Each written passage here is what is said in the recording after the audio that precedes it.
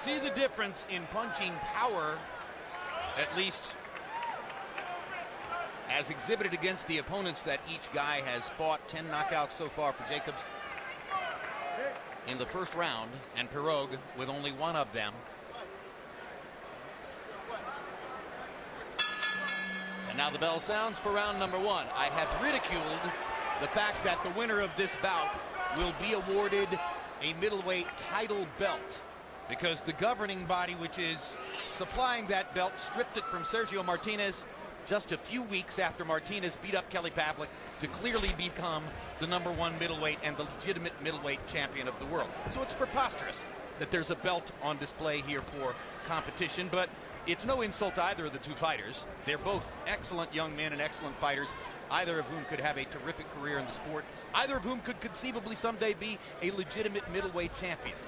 But to call him now, call one of them that now is absurd. Well, right away you saw Danny Jacobs come by and try to land a big right hand, which was a good move. But as I'm studying his face, I think his expression, I think he's developed a little respect for Dimitri at this point. And he's realizing that his upper body movement and his head movement is going to create a slight problem, because it's not that easy to hit Pirog that easy with the head punches. He moves very well. Well, the first thing everybody who has seen him says about Dimitri Pirog, and this was clear on the tapes at which we looked, he is not the classic stand-up European fighter. No. He is a guy who bends at the waist, has a lot of movement, and he has watched American fighters constantly. You can see it in his style. Look at that. Very, very relaxed.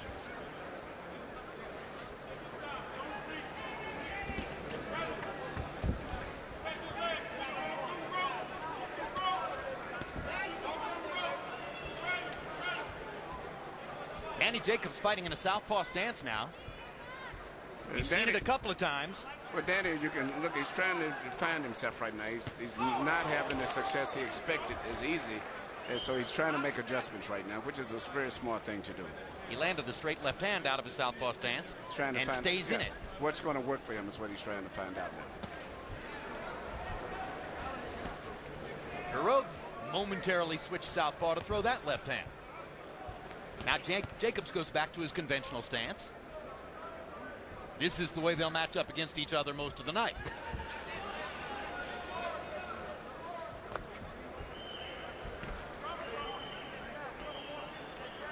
Shots.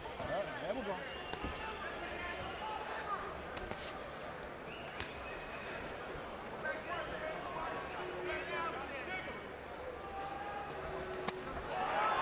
Good right hand by Pirog. Jacobs kind of leaned into it for him.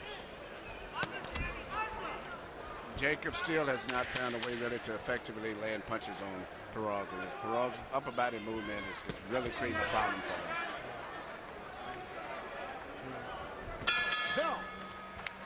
Well, Jacobs seemed to land more punches, but the best punch of the round might have been the left hand from Pirog.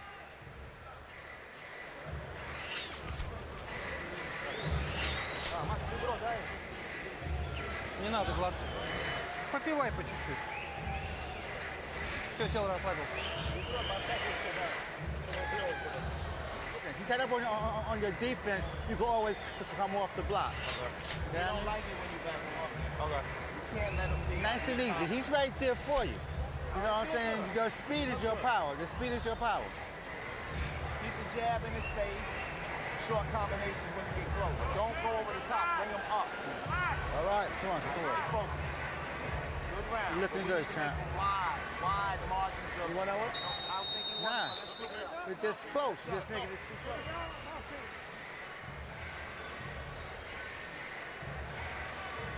I'm not certain, frankly. I didn't do enough research to know whether Daniel Jacobs is a New York Football Giants fan or whether his cornermen have simply found out it's extremely convenient that they can buy jerseys with big New York logos all over them that say Jacobs on the back. Number 27, Brandon Jacobs, the running back for the Giants. Pick him up. Danny Jacobs has a very good trainer in his corner in Victor Roundtree. Very, very good. I was going to say, right hand by Pirog. Jacobs almost went down. I was going to say, but he's going to have his hands full tonight trying to figure out a victory strategy for Jacobs tonight. That's a good body shot with a left hand by Pirog.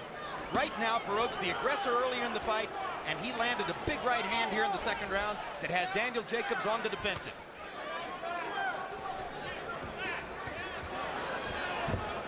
You were about to say that Jacobs' terrific trainer, Victor Roundtree, is going to have his hands full tonight, Yep. trying to plot a strategy, because I know they were not expecting this type of a fight from Perot. Perot is a very, very good fighter. Yeah, is he relaxed enough on this stage? Very It's like he relaxed. lives in Vegas. I was, yeah, especially that it's his first time fighting here, but he said he's made quite a few trips here attending fights. Says And he's train- only been and here train. a week. Says he didn't take that all that easily to American food.